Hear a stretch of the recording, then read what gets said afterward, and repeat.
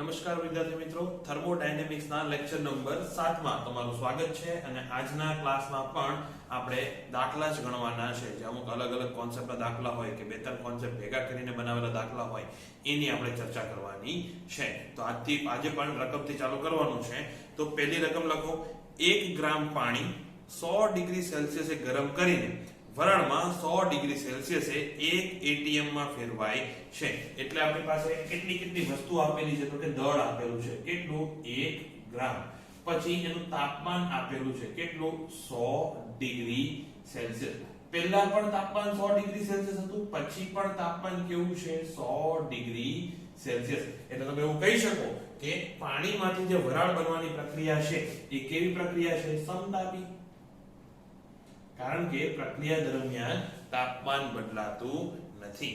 હવે હજી એક વસ્તુ આપેલી છે કે એનું દબાણ કેટલું છે. દબાણ એનું આપેલું છે P બરાબર 1 વાતાવરણ દબાણ અથવા 1 એટમોસ્ફિયર, આવી રીતે આપેલું છે.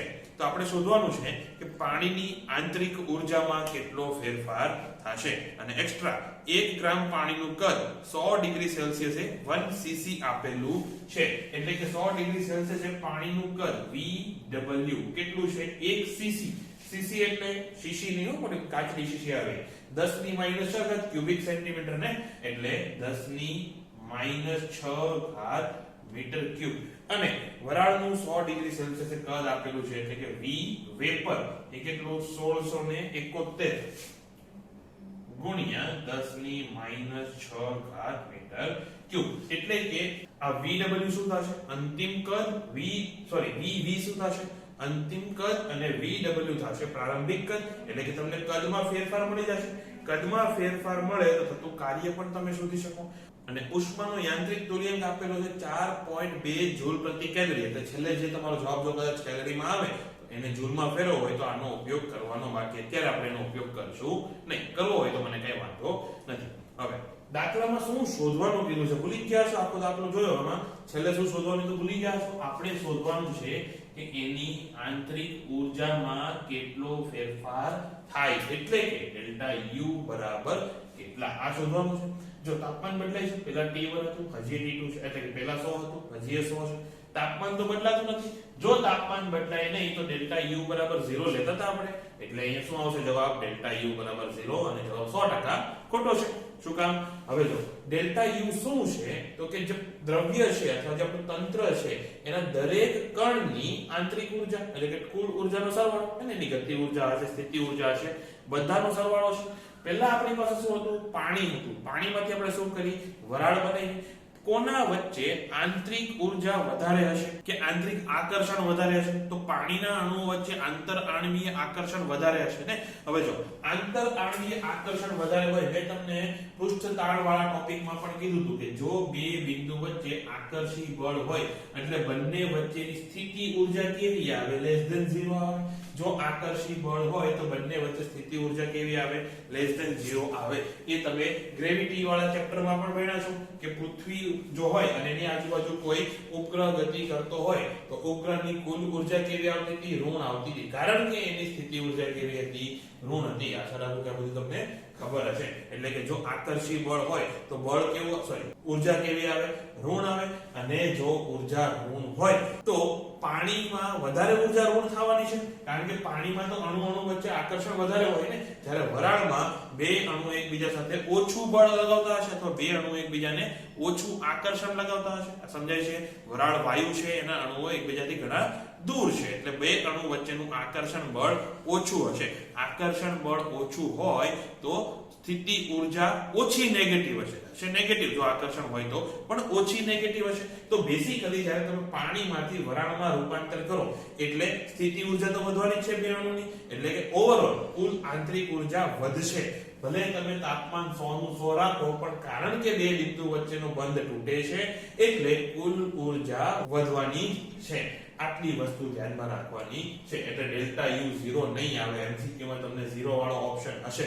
કાલે પણ આપણે એક દાખલો, લગભગ છેલ્લો દાખલો જે કર્યો હતો કે દ્વિપરમાણુય વાયુ વિભાજિત થઈ જતો તો 8 મોલના 16 મોલ થઈ જતા હતા. એમાં પણ મેં તમને કીધું હતું કે ભલે તાપમાન નથી બદલાતું પણ સ્થિતિ ઊર્જાનો તફાવત 0 આવશે નહીં. સ્થિતિ ઊર્જા નહીં પણ આંતરિક ઊર્જાનો તફાવત 0 આવશે નહીં. તો હવે આપણે ગણવો પડશે. આટલી બધી રામાયણ કરી દીધી, તો હવે એનું સોલ્યુશન પણ જોવું પડશે.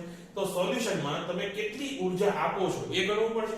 એ ગણતા તો આપણે 1 ગ્રામ પાણી હતું એને 1 ગ્રામ વરાળમાં ફેરવી, તો આપેલી ઉષ્મા ડેલ્ટા Q બરાબર કેટલું થાય? તો કે mLF જેવું થાય હે ને. તો m કેટલું છે? 1 ગ્રામ અને L કેટલું છે? 540. એ પણ પ્રતિ ગ્રામ જ છે એટલે આ ગ્રામને કિલોગ્રામમાં ફેરવવાની કોઈ જરૂર નથી. તો એટલી તો ખબર પડી ગઈ કે 540 જેટલી ઊર્જા કેલરી જેટલી ઊર્જા આપી. આટલી ઊર્જા મેં આપી, એમાંથી થોડું કાર્ય થયું હશે. કાર્ય કેટલું થશે? તો કે ડેલ્ટા W બરાબર થશે જે કાંઈ પણ દબાણ હોય એ. દબાણ તો અચળ છે, એક વાતાવરણ, એમાં તમે કોઈ ફેરફાર કરતા નથી. તો ડેલ્ટા W બરાબર P ગુણ્યા ડેલ્ટા V. ડેલ્ટા V કેટલો? તો કે P V વરાળનો માઈનસ V પાણીનો.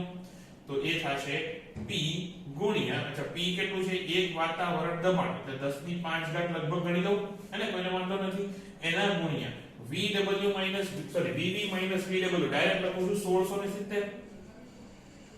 એના ગુણ્યા 10 ની કેટલી ઘાત વધી? માઈનસ 6 ઘાત. તો હવે આનો ગુણાકાર કેટલો થશે? એ થશે 167 ગુણ્યા અહીંયા 10 ની માઈનસ 1 ઘાત વધશે એટલે 167 વધશે. સોરી 167 1670 ગુણ્યા 10 ની માઈનસ 1 ઘાત એટલે 167 વધશે. અને એનો એકમ શું આવશે? કેલરી આવશે ને? બોલો હા કે ના? એ નહીં આવે. શું કામ નહીં આવે? P શું છે? દબાણ. દબાણ આપણે શેમાં લીધું છે? ન્યૂટન પ્રતિ મીટર સ્ક્વેર માં 10 ની 5 ઘાત લીધી હતી.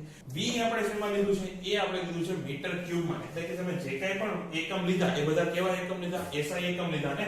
તો થતું કાર્ય શું આવશે? એ આવશે જૂલમાં. હવે આ જૂલમાં છે, અહીંયા આપણે આ કેલરીમાં આવ્યું, તો તમે યા તો આને જૂલમાં ફેરવી દો અથવા આને કેલરીમાં ફેરવી દો.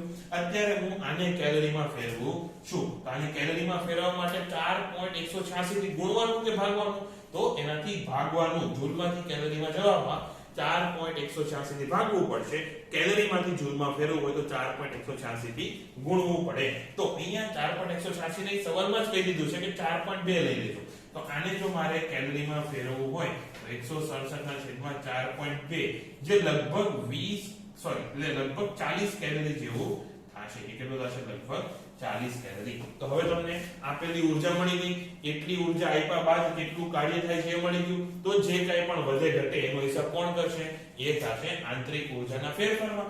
એટલે કે ડેલ્ટા U બરાબર થશે delta W sorry delta Q minus delta W. Delta Q કેટલું? 540 માઈનસ આ કેટલું છે? એ થશે 40 કેલરી. તો વધશે શું? 500 કેલરી. અને જો તમને ઓપ્શન જૂલમાં આપેલા હોય તો 500 ને ખાલી 4.2 થી ગુણી દેવાનું છે. એ થશે તમારો જવાબ. જે આવશે 2100 જૂલ. 2100 જૂલ લગભગ 2100 જૂલ જેવું થશે. તો આંતરિક ઊર્જાનો ફેરફાર ટોટલ આટલો. આગળનો દાખલો લખો. એક પરમાણુય આદર્શ વાયુની આંતરિક ઊર્જા 1.5 nRT છે. જો હવે દાખલો લખવા વાળા એટલા ડાયા કે આટલી વસ્તુ તમને આપેલી છે. બાકી જરૂરી નથી કે દર વખતે આપેલું હોય. આ વસ્તુ તમને ખબર હોવી જોઈએ કે કોઈ પણ વાયુ આદર્શ વાયુ હોય તો ની વાત કરું છું કે કોઈ પણ વાયુની આંતરિક ઊર્જા કેટલી થાય? આપણે આગળના લેક્ચરમાં જોયું છે કે NCVT થાય છે. જો તાપમાન T હોય તો આંતરિક ઊર્જા કેટલી થાય? NCVT. હવે કેવો વાયુ કીધો? એક પરમાણુય વાયુ.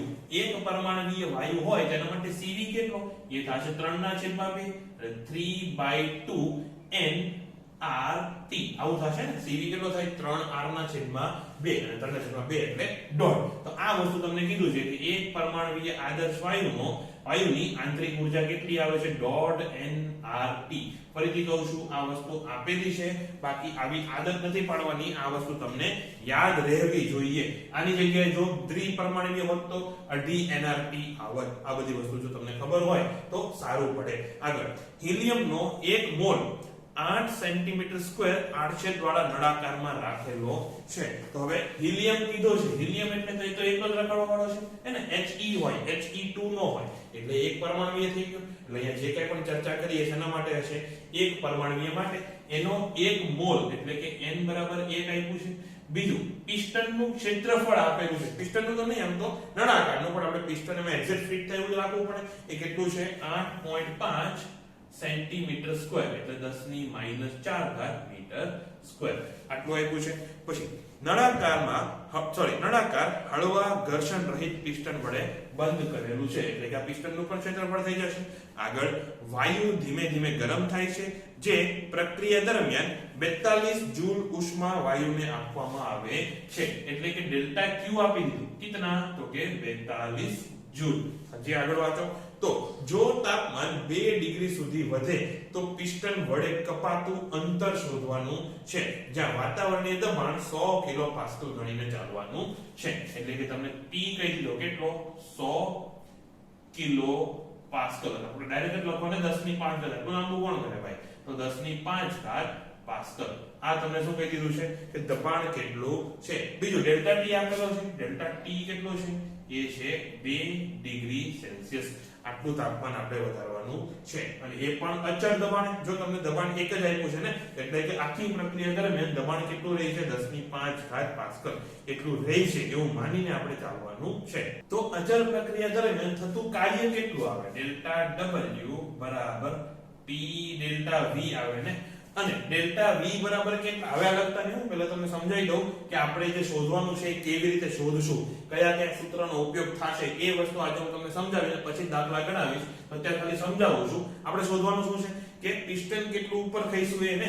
જો પિસ્ટન x જેટલું ઉપર ખસે, ધારો કે પિસ્ટન dx જેટલું ઉપર ખસે અને જો એનું ક્ષેત્રફળ a હોય, આ dx જેટલું ખઈશું અને a જેટલું ક્ષેત્રફળ હોય તો આ શું થઈ ગયું, આ ડબ્બો જે બન્યો એ થઈ જશે જે કદમાં ફેરફાર આવ્યો એ ને એટલે એ થઈ ગયું ડેલ્ટા v. ચલો આપણે ડેલ્ટા x રાખો, આ ડેલ્ટા x અને ડેલ્ટા x ગુણ્યા a એટલે ડેલ્ટા v થઈ ગયું. તો થતું કાર્ય શું લખાય? એ લખાય જે કાઈ પણ દબાણ હોય એ એના ગુણ્યા આડછેદનું ક્ષેત્રફળ અથવા પિસ્ટનનું ક્ષેત્રફળ એના ગુણ્યા જે કાઈ પણ એનું સ્થાનાંતર હોય એ.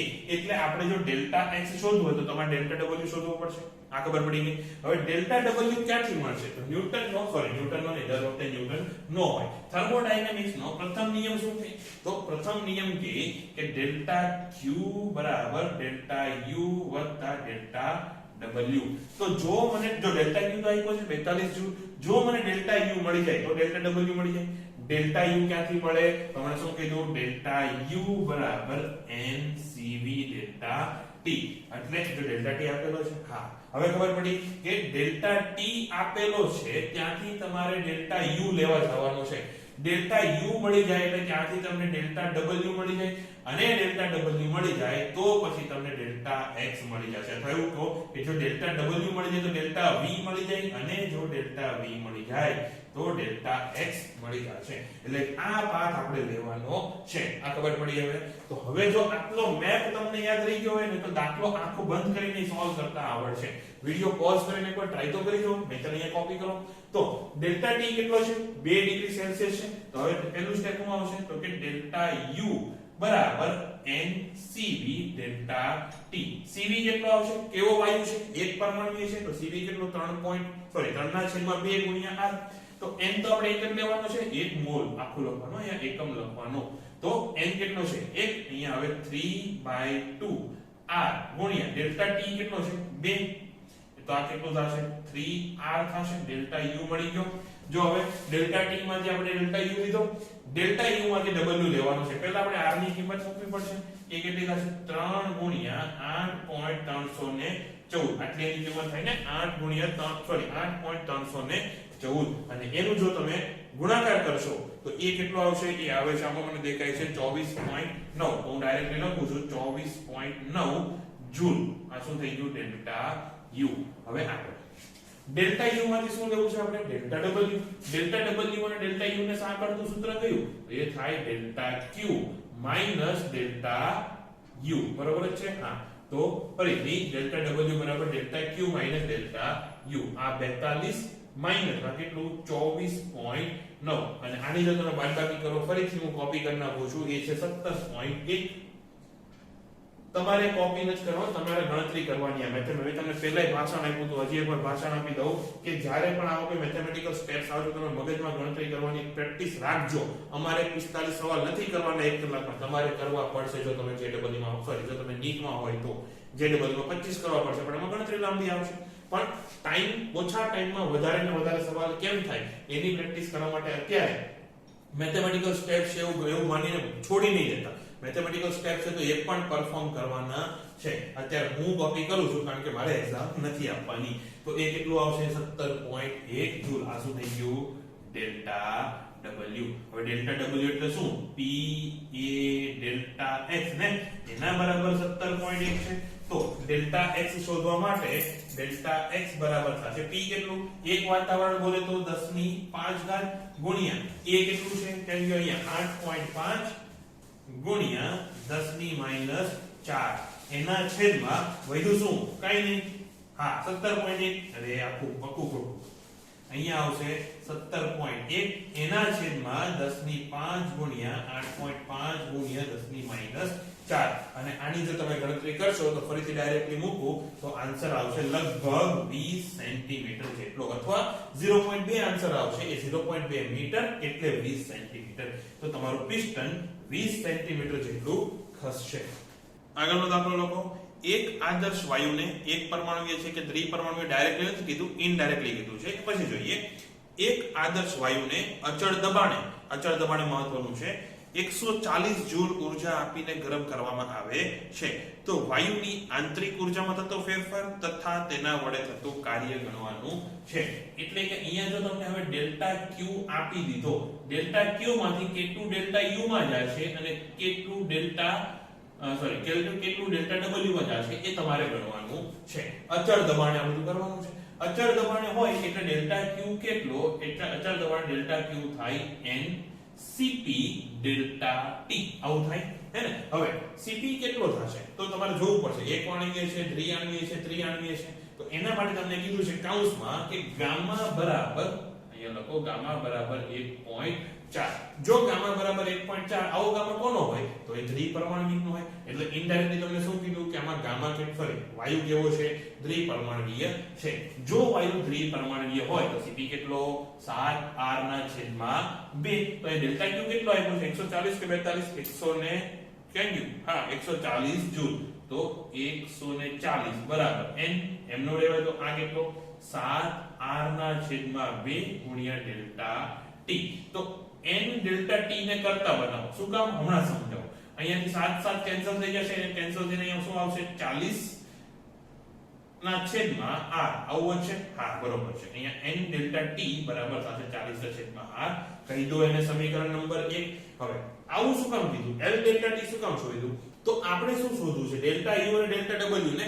જો મને ડેલ્ટા U મળી જાય તો ડેલ્ટા W આસાનીથી મળી જાય. ડેલ્ટા U એટલે કેટલા? ડેલ્ટા U બરાબર થાય n Cv ડેલ્ટા T થાય. એમાં Cv ખબર છે, દ્વિપરમાણુય છે તો Cv કેટલો? 5r/2 આવશે. n ડેલ્ટા T નથી ખબર. એ આપણે પછી આની ઉપરથી મેળવા. તો અહીંયા હવે કિંમત મૂકો ડાયરેક્ટલી. n ડેલ્ટા T કેટલા? 40r/r. Cv કેટલો? 5r/2. તો આ કેટલો થશે? અહીંયા 20 55 100. તો 100 જૂલ થશે તમારો ડેલ્ટા U.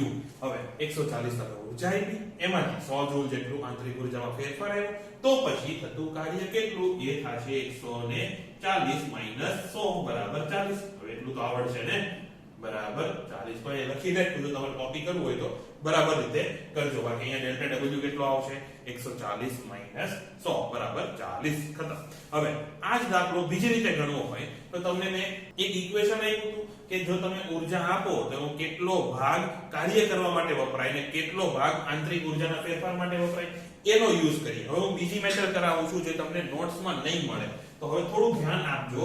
હવે આપણે જો Q જેટલી ઊર્જા અચળ દબાણે કોઈ પદાર્થને આપવામાં આવે તો એનો કેટલો ભાગ આંતરિક ઊર્જાનો ફેરફાર કરવા માટે વપરાય? તો એ આંતરિક ઊર્જાનો ફેરફાર કરવા માટે વપરાતો ભાગ એટલે કે ડેલ્ટા U ના છેદમાં ડેલ્ટા Q એ કેટલો થાય? 1 ના છેદમાં ગામા ને, એટલે 1 ના છેદમાં 1.4. હવે ડેલ્ટા U શોધવાનો છે. ડેલ્ટા U બરાબર ડેલ્ટા Q કેટલો છે? 140 એના છેદમાં 1.4. ડાયરેક્ટલી તમારો જવાબ આવી જાય 100 જૂલ. અને જો આ 100 જૂલ તો પાછું 40 કે પાછું તમને ગણતા તો આવડશે. બસ તો આવી રીતે પણ તમે દાખલો ગણી શકો. મે જાણી જોઈને MCQ માં નોટ્સમાં મોટી મેથડ આપેલી છે. તમને બીજી મેથડ પણ ફોલો કરતા આવડે એટલા માટે. બાકી આ સૂત્ર એકદમ મસ્ત ઈઝી વાળું છે. આગળનો દાખલો. 3 મોલ આદર્શ વાયુ 300 કેલ્વિન તાપમાને તેના કદથી 5 ગણા કદ સુધી સમતાપી રીતે વિસ્તરણ પામે છે. ત્યારબાદ કદ અચલ રાખીને દબાણને પ્રારંભિક મૂલ્ય સુધી લઈ જવામાં આવે છે. તો સંપૂર્ણ પ્રક્રિયા દરમિયાન જો 83.14 કિલો જૂલ જેટલી ઉષ્મા જોઈએ તો વાયુનો Cp ના છેદમાં Cv એટલે કે ગામા શોધવાનો છે. હવે આપેલી વેલ્યુમાં બીજી વસ્તુ એવી છે કે log E મતલબ કે log 5 બેઝ E આપેલો છે 1.61 અને R બરાબર 8.331 જૂલ પર મોલ પર કેલ્વિન લેવાનું છે. આ રકમ છે જે તમને PDF માં દેખાશે જો મેં ટાઈમે સેન્ડ કરી દીધી હશે તો. અચ્છા ચલો હજી એક એક્સ્ટ્રા વાત કહી દઉં તમને છે ને ટાઈમ પર PDF સેન્ડ નથી થતી મને ખબર છે પણ હમણાં એડમિશન પ્રોસેસમાં એટલા અટવાયેલા છીએ ને આ વિડિયો હું રાતે શૂટ કરું છું એટલે ક્યારેક સાંજે શૂટ કરું છું એવી રીતે થાય છે. તો થોડું જો મોડું થાય તો ચલાવી દેજો એવું હોય તો PDF આવ્યા પછી વિડિયો જોવાનું રાખજો. બાકી શક્ય હશે એટલી વહેલી PDF સાઇન કરવાની હું કોશિશ કરીશ. તો અહીંયા જો કેવી રીતે પ્રક્રિયા થાય છે તો પહેલા તમારે સમતાપી રીતે વિસ્તરણ કરવાનું છે. આ ગ્રાફ આકૃતિમાં સવાલમાં આપેલો નહીં હોય. આ ગ્રાફ ને તમને PDF માં દેખાતો હશે પણ એ સોલ્યુશનમાં છે. તમારે રકમ જોઈને ગ્રાફ દોરતા હવે આવડવું પડશે. તો આપણે કદ વધારવાનું છે મતલબ કે વિસ્તરણ કરવાનું છે. જો સમતાપી રીતે વિસ્તરણ થાય તો દબાણનું શું થાય? દબાણ વધે કે ઘટે? સમતાપીમાં P proportional to 1/v ને એટલે જો v વધે તો P ઘટે ને ગ્રાફ કેવો આવે? એ આવો આવે. હવે જો અહીંયા પ્રારંભિક દબાણ P હતું તો અહીંયા દબાણ ધારો કે P2 અને અહીંયા જો પ્રારંભિક કદ v હતું તો અહીંયા કદ કેટલું છે? તો આપ્યું છે 5 ગણું કરવાનું છે કદ. જો કદ 5 ગણું થાય તો સમતાપીમાં દબાણ 5 માં ભાગનું થાય ખબર પડે છે તમને? જો ન પડે તો આમાં કિંમત મૂકી દેજો. ફરીથી એ વસ્તુ PDF માં ફરીથી પ્રોપરલી લખેલી હશે. અહીંયા હું ડાયરેક્ટલી કહું છું કે આ બિંદુ ઉપર જે દબાણ છે P2 એ કેટલું થશે? જે પહેલા P હતું એનું 5મા ભાગનું. જો કદ n ગણું થાય તો દબાણ n માં ભાગનું થાય અને જો દબાણ n ગણું થાય તો કદ n માં ભાગનું થાય. ક્યારે? સમતાપીમાં. ગમે ત્યારે નહીં ટોકી દેવાનું. ફક્ત સમતાપીની વાત કરું છું. તો આ થઈ ગઈ પહેલી પ્રક્રિયા. ધારો કે અહીંયા અવસ્થા A આ અવસ્થા B. હવે અવસ્થા B થી C માં કઈ રીતે જવાનું છે? પાછું એને અચળ કદે દબાણ વધારવાનું છે. કદ અચળ રાખવાનું છે પણ દબાણ પહેલા હતું એટલું કરવાનું છે. પહેલા કેટલું દબાણ હતું? આટલું ને. હવે કદ અચળ રાખવાનું એટલે લેફ્ટ રાઈટ માં હલવાનું નહીં, સીધું ઉપર ચડવાનું. આવી રીતે અહીંયા થશે તમારી અવસ્થા C ને આ આવું થશે. હવે ધારો કે અહીંયા તાપમાન T હતું. ધારો કે અહીંયા તાપમાન કેટલું હતું? T. એટલે કે A પાસે તાપમાન T છે. તો B અને C પાસે તાપમાન શોધતા આવડશે. વિડિયો પોઝ કરીને ટ્રાય કરો તો હાલો. એક દાખલો મેં તમને આપ્યો તો એમાં તાપમાન શોધવાના હતા અલગ અલગ બિંદુએ. અહીંયા પણ એવી રીતે શોધવાનું છે. જો અહીંયા તાપમાન T હોય તો ત્યાં આદર્શ વાયુ સમીકરણ શું બને? કે PV બરાબર nRT બને. એ તાપમાન આપ્યું છે કેટલું? 300 કેલ્વિન. ચલો અહીંયા લખી નાખું છું બરાબર 300 કેલ્વિન. તો પછી PV ના છેદમાં nR બરાબર શું થાય? આના બરાબર થાય 300 કેલ્વિન. ઓકે એક તો આ વસ્તુ યાદ રાખો. પછી આ બિંદુ ઉપર તાપમાન તો 300 નું 300 જ છે એટલે અહીંયા તાપમાન શોધવાની જરૂર નથી. અહીંયા 300 જ રહેશે. શું કામ? સમતાપી પ્રક્રિયા છે. કોઈ પણ બિંદુ લઈ લો આખી લીટી ઉપર તાપમાન કેટલું રહેશે? 300 નું 300. અહીંયા તાપમાન બદલાશે. શું લાગે? તાપમાન વધશે કે ઘટશે? તમે કદ અચળ રાખીને દબાણ વધારો તો તાપમાન શું થાય? હંમેશા વધે. તો એ વધેલું તાપમાન કેટલું આવશે એ કેવી રીતે શોધશું? તો પાછો C બિંદુ પાસે આદર્શ વાયુનું સમીકરણ લગાવો કે P અહીંયા કેટલું P છે? એ તો P છે પણ V કેટલું છે? 5 ગણું એટલે કે V ગુણ્યા 5 એના બરાબર nRTC ને. તો TC કેટલું આવશે? TC આવશે PV ના છેદમાં nR ગુણ્યા 5. આ કેટલું? 300 એટલે આ કેટલું ડાયરેક્ટલી લખું તો 1500 કેલ્વિન TC. અહીંયા તાપમાન 300 આખી લીટી ઉપર 300 અહીંયાથી અહીંયા જાઓમાં તાપમાન કેટલું? 1500. હવે શોધવાનું શું કીધું છે? Cp ના છેદમાં Cv અથવા તમારે સિમ્પલી ગામા શોધવાનો છે. જો તમને Cv મળી જાય એને ગામા શોધવો છે. જો તમને Cv મળી જાય તો ગામાનું સૂત્ર શું? Cv નું સૂત્ર ગામાના રૂપમાં શું આવે? એ આવે R ના છેદમાં ગામા -1 એટલે જો મને Cv મળી જાય તો મને ગામા આસાનીથી મળી જાય. Cv કેવી રીતે મળશે? Cv ક્યાં આવે? તો એવી પ્રક્રિયા કે જેમાં કદ અચળ રહેતું હોય. એ પ્રક્રિયા કઈ છે? B થી C. એટલે કે જો મને ખબર પડે કે B થી C માં મેં ટોટલ કેટલી ઉષ્મા ખર્ચી તો પછી મને CV મળી જાય NCV ડેલ્ટા T કરીને ડેલ્ટા T તો મળી ગયો અહીંયા 1500 અહીંયા 300 1200 ફરીથી અહીંયા 300 કેલ્વિન તાપમાન છે અહીંયા 1500 કેલ્વિન તાપમાન છે તો આખામાં ડેલ્ટા T કેટલું 1200 તો NCV ડેલ્ટા T કરીને અહીંયા મને તાપમાનનો ફેરફાર સોરી CV મળી જાય હવે અહીંયા CV કેવી રીતે મળશે તો એના માટે મારે અહીંયા ઉષ્મા કેટલી મળી ગણવું પડશે ને એના માટે શું કરવું પડશે કુલ ઉષ્મા આપી છે કે ટોટલ ડેલ્ટા Q કેટલો છે ડેલ્ટા Q ટોટલ લખો એ કેટલો છે 8 નહીં કેન યુ હા 83.14 83.40 આટલો છે ને એમાંથી આ પ્રક્રિયા દરમિયાન કેટલો ઉષ્મા આપી એ મળી જાય ધારો કે આખી પ્રક્રિયા દરમિયાન 83 માંથી 50 જૂલ ઊર્જા ગઈ તો અહીંયા કેટલી વધશે 33.14 ને તો એ 33.14 પરથી CV મળી જાય ખબર પડે છે થોડું કોમ્પ્લિકેટેડ છે મને ખબર છે કારણ કે બધું બોલીને સમજાવું છું અત્યારે ખાલી એટલું જ કહું છું કે હું જે કાંઈ પણ સ્ટેપ્સ આમાં લેવાનો છું એ શું કામ લઉં છું એ તમને રોડ મેપ ક્રિએટ કરતા શીખવાડું છું તો જો ફરીથી કહું છું A થી B કેવી પ્રક્રિયા સમતાપી પ્રક્રિયા તો સમતાપીમાં તમે કાર્ય શોધી શકો સમતાપીમાં તમે આંતરિક ઉષ્માનો ફેરફાર શોધી શકો કારણ કે તમને P V T બધું જ આપેલું છે એટલે કે સમતાપી પ્રક્રિયા દરમિયાન કુલ કેટલી ઉષ્મા ખર્ચાશે એ તમને મળી ગઈ હે ને એ ધારો કે 50 જૂલ આવી તો જો 50 જૂલ ઊર્જા અહીંયા ગઈ હોય ટોટલ તમે 83.14 આપી હોય તો BC માં ટોટલ કેટલી ઊર્જા જતી હશે 33.14 ને BC પ્રક્રિયા કેવી છે અચળ કદ વાળી સમકદ પ્રક્રિયા છે જો એ સમકદ પ્રક્રિયા હોય તો કાર્ય તો 0 એટલે જે કંઈ પણ ઊર્જા આમાં જાય છે એટલે કે 33.14 ઊર્જા જે આમાં જાય છે એ કેટલી થશે NCV ડેલ્ટા T કેટલી થશે હવે તમને N ખબર છે ડેલ્ટા T ખબર છે તો CV મળી જાય જો CV મળી જાય તો આ સૂત્રમાં મૂકીને આમાં મળી જાય આવો આપણો રોડ મેપ છે એમાંથી તાપમાન તો આપણે શોધી લીધા છે તાપમાન 300 ને 1500 છે એનું હવે તમારે કામ નથી ડેલ્ટા T 1200 આવશે યાદ રાખજો અત્યારે મને હટાવવું છું તો હવે ફરીથી પહેલા શોધો કે પ્રક્રિયા A થી B દરમિયાન થતું કાર્ય કેટલું છે A થી B દરમિયાન થતું કાર્ય ગણો હાલો હું બોર્ડ ભૂસવી દેવાનું તમારે વિડિયો પોઝ કરીને ગણી નાખવાનું હોય કારણ કે તમને આવડે છે સમતાપી પ્રક્રિયામાં કાર્યનું સૂત્ર શું nRT ગુણ્યા log V2 V1 અંતિમ કદના છેદમાં પ્રારંભિક કદ n કેટલું છે 3 મોલ લેવાનું છે તો n આપણે રાખો 3 ગુણ્યા r કેટલું 8.314 અહીંયા 8.32 લેવાનું કીધું છે ના 8.31 લેવાનું કીધું છે અને t કેટલું 300 ગુણ્યા log V2 V1 અંતિમ કદ 5 ગણું છે પ્રારંભિક કદ 1 ગણું હતું એટલે કે 5 આવશે અને log 5 ની કિંમત એ લોકો ડાયા થઈને પહેલાથી આપી દીધી છે 1.61 તો એ થશે 3 ગુણ્યા 8.31 ગુણ્યા 300 ગુણ્યા 1.61 અને આ આવશે લગભગ 12.046 જૂલ સોરી કિલો જૂલ લગભગ 12.046 કિલો જૂલ A થી B આવવામાં આટલું કાર્ય થશે બીજી આ શું છે WAB બીજી વાત UAB કેટલું થાય બોલો હવે UAB સમતાપીમાં કેટલું થાય સમતાપીમાં તમે તાપમાન તો ફેરવતા નથી તમે એની અવસ્થા ફેરવતા ઘનમાંથી વાયુ કે વાયુમાંથી પ્રવાહી એવું કાંઈ નથી થતું તો પછી UAB કેટલો 0 જૂલ અથવા અહીંયા કિલો જૂલ લીધું છે 0 કિલો જૂલ રાખો એને સમતાપીમાં આંતરિક ઊર્જાનો ફેરફાર થશે નહીં એવી રીતે હવે અહીંયા B થી C માં WBC એ પણ 0 થશે B થી C માં કોઈ જાતનું કાર્ય થશે નહીં હવે આ સમકદ પ્રક્રિયા દરમિયાન આંતરિક ઊર્જાનો ફેરફાર કેટલો થાય NCV ડેલ્ટા T ને તો CV આપને ખબર નથી CV શોધવાનું છે ને CV છેદમાં ગામા મૂલ્યનો મૂકી દેતા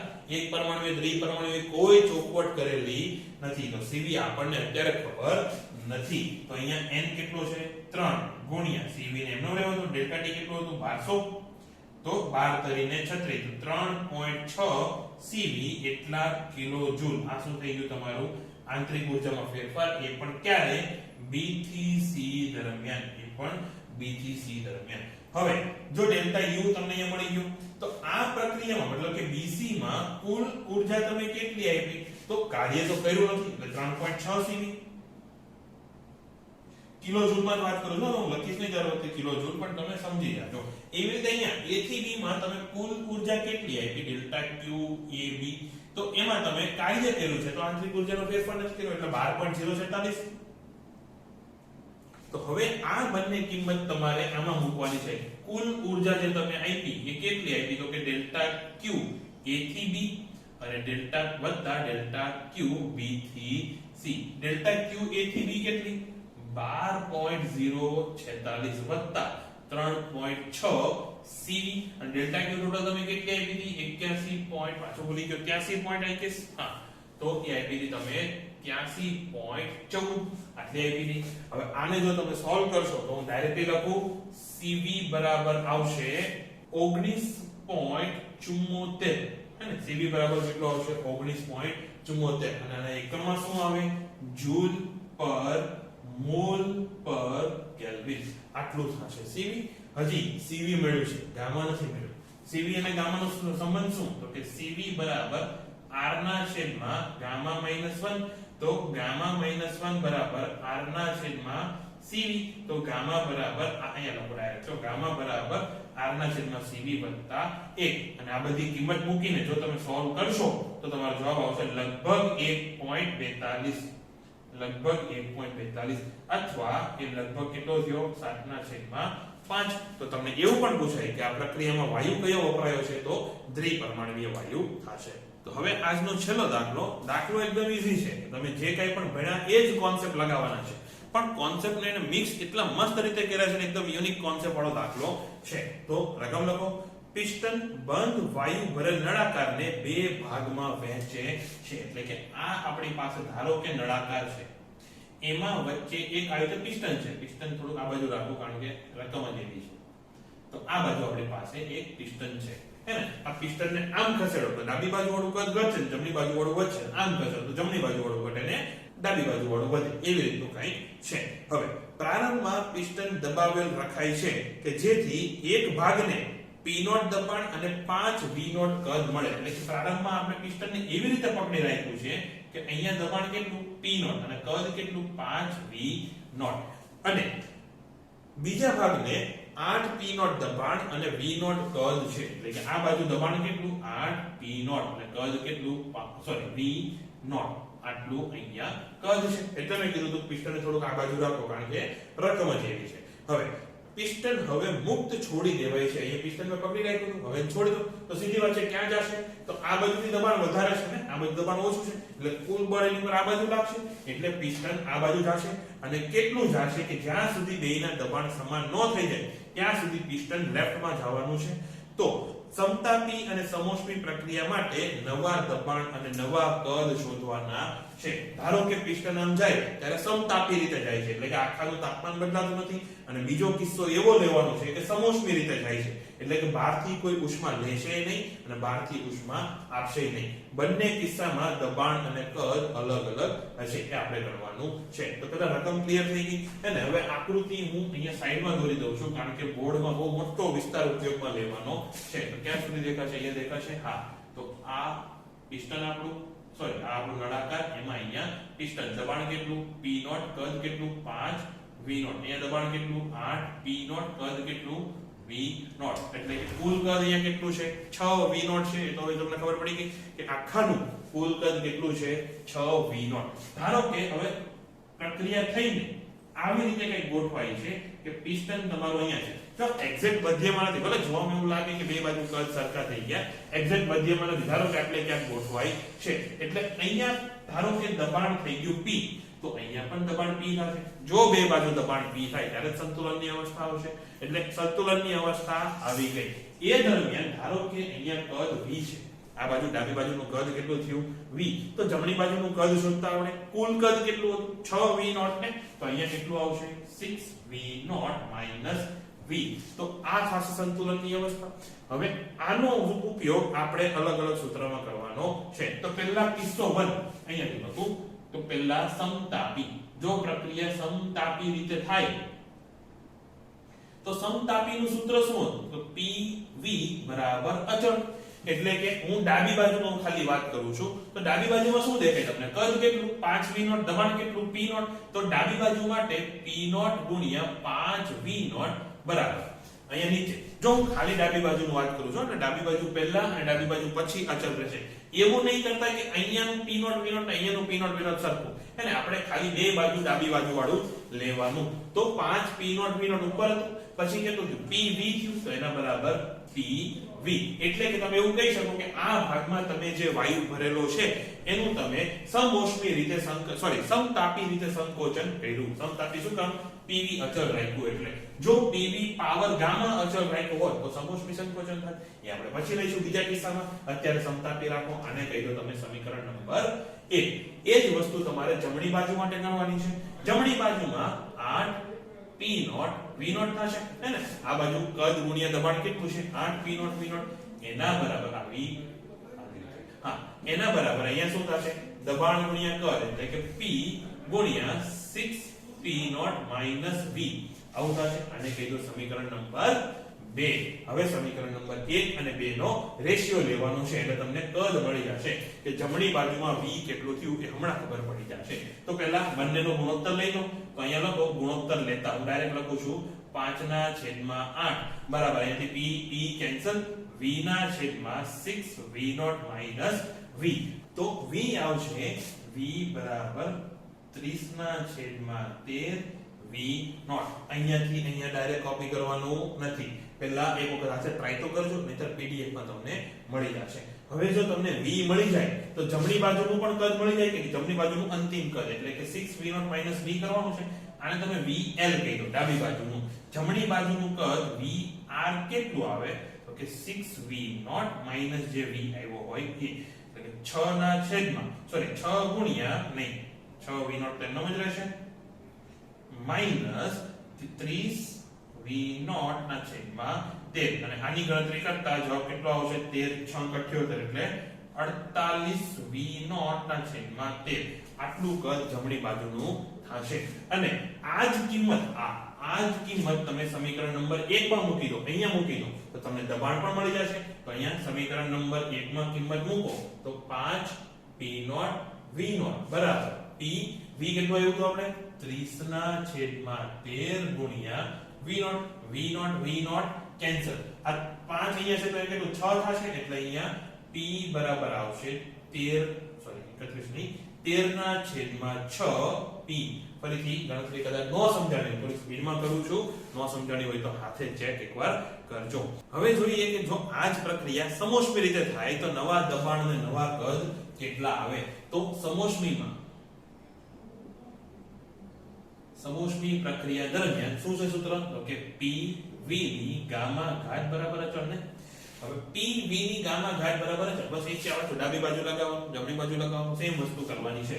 તો પહેલા ડાબી બાજુમાં શું થશે? તો કે p નોટ ગુણ્યા 5 v નોટ ની ગામા ઘાત. જો 5 ને એકલો નહીં કરી નાખતો, કદ આખે આખું 5 v નોટ છે એટલે 5 v નોટ ની ગામા ઘાત કરવાની.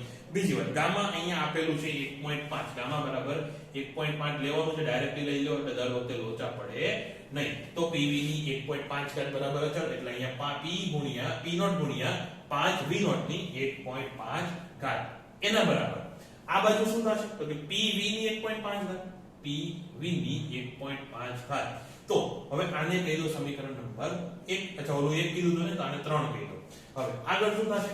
તો જમણી બાજુમાં લગાવો તો હવે 8 p નોટ. હવે આંકડો કોની સાથે છે? દબાણ સાથે. એ તો એક જ ઘાત છે ને, એને બહાર કાઢો અને v નોટ ની 1.5 ઘાત બરાબર અહીંયા શું થશે? p ગુણ્યા 6 v નોટ માઈનસ v એની 1.5 ઘાત. આને કહી દો સમીકરણ નંબર 4. હવે આપણે પાછું શું કરવાનું? 3 અને 4 નો ગુણોત્તર લેવાનો. હવે અહીંયા p નોટ v નોટ ની 1.5 ઘાત કેન્સલ થશે હે ને. હા તો અહીંયા v નોટ ની 1.5 ઘાત, અહીંયા પણ v નોટ ની 1.5 ઘાત કેન્સલ થશે. ઉપર શું વધશે? p not A cancel.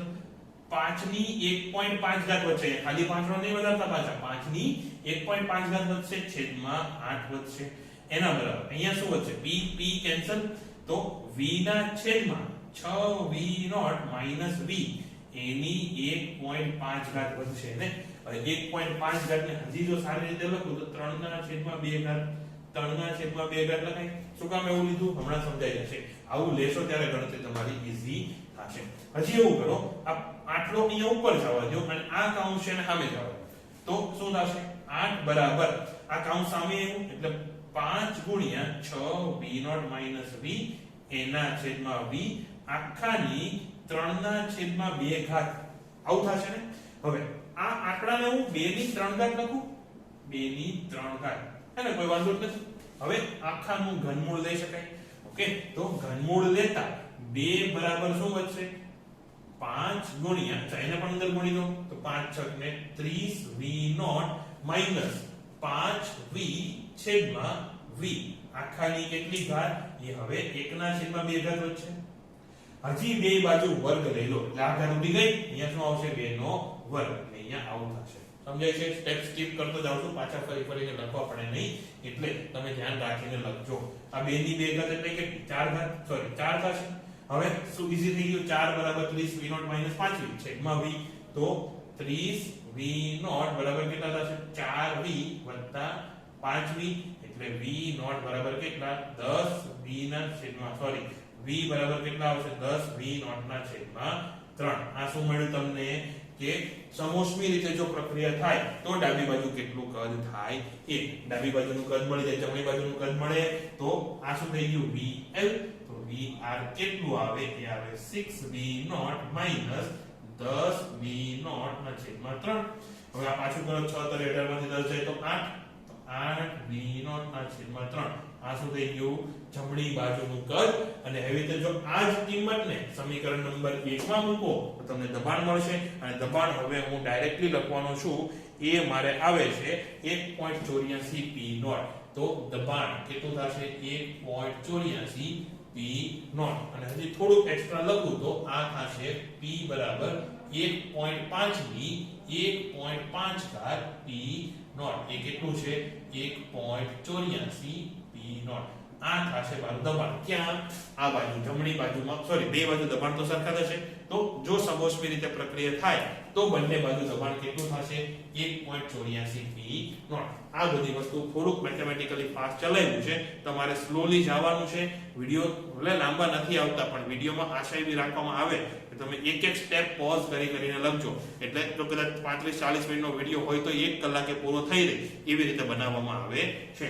તો આજનો ક્લાસ અહીંયા પૂરો થાય છે. આશા રાખું કે તમને કંઈક મજા આવી હશે, નવું કંઈ જાણવા મળ્યું હશે. અને ગણિતની ગણતરી જે કંઈ પણ છે એ તમે સ્કીપ કર્યા વગર પ્રોપરલી ગણશો. ઓકે, આજના ક્લાસ માટે આટલું જ. Bye bye.